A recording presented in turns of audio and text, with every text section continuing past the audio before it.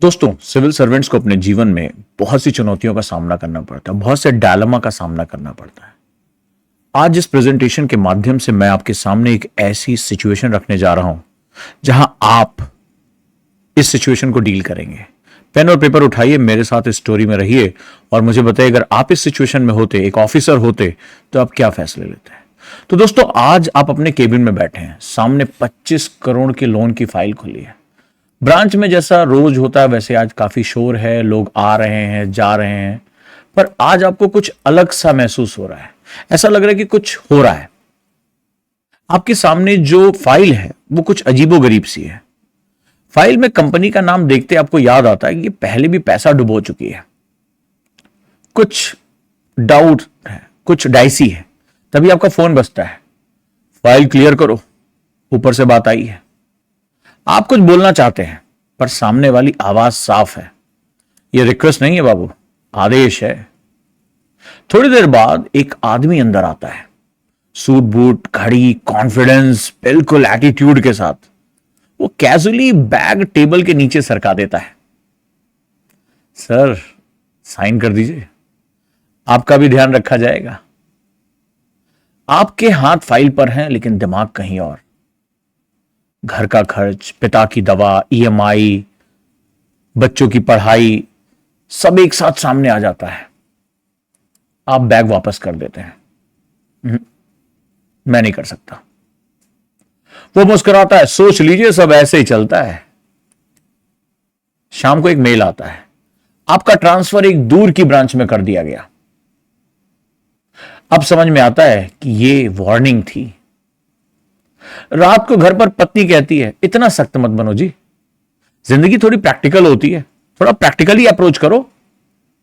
थोड़ा सा सब खा रहे हैं, तुमने भी खा लिया होता तो क्या दिक्कत थी। आप सर झुकाए चुपचाप रहते हैं। आपको समझ में नहीं आता आप क्या कहें इस सिचुएशन में। अगले दिन फिर वही आदमी आपके ऑफिस आता है। इस बार वो एक फोटो दिखाता है।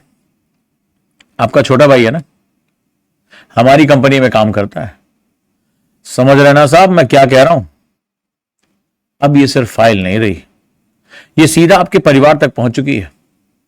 आप फाइल देखते हैं, आपको पता है कि ये लोन बहुत रिस्की है। अगर आपने पास किया तो हो सकता है कुछ महीनों बाद जांच आपके पास आ जाए। अगर मना किया तो आपका ट्रांसफर, हैरेसमेंट और भाई की नौकरी पर खतरा। परिवार को क्या मुंह दिखाएंगे। आपकी नौकरी की वजह से उसकी नौकरी पर खतरा आ चुका है।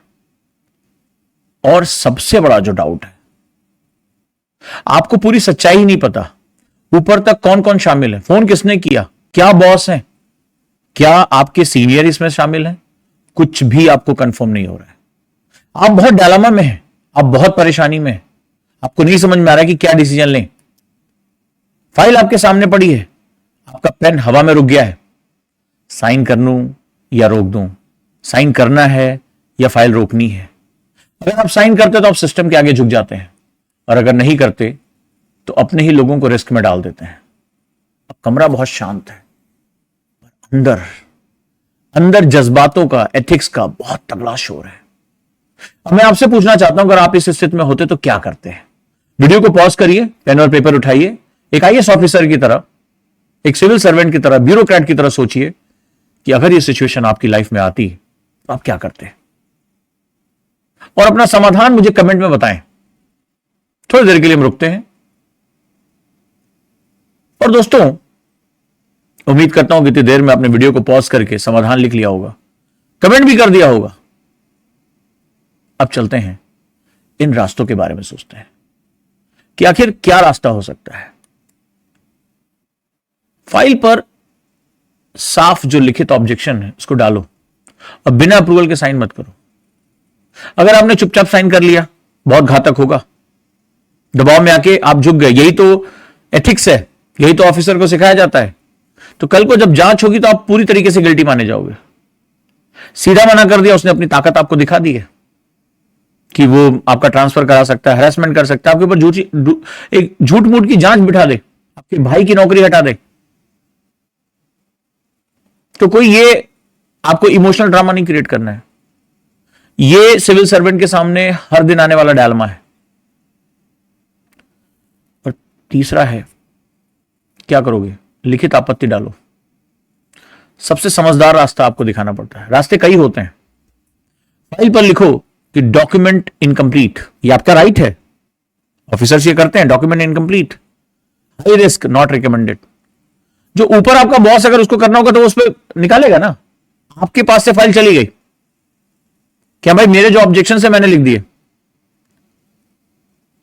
और रिमार्क डाल दिया आपने, ऊपर फॉरवर्ड कर दो कि भाई आप बॉस हो, आप देख लो। ये रास्ता क्यों सही है? आपने रिश्वत नहीं ली, आप लीगली सेफ हैं।